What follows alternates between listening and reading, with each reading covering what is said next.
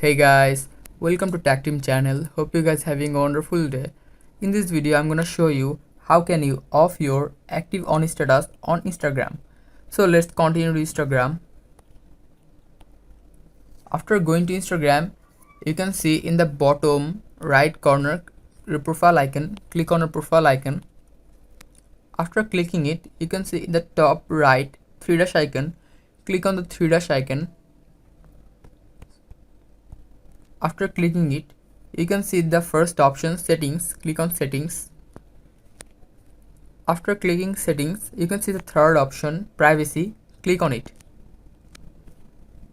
After clicking privacy, you can see the second last option, activity status.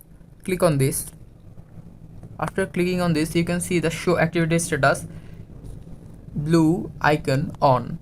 You need to click it in order to off it. By clicking it off, nobody is going to see you active anymore.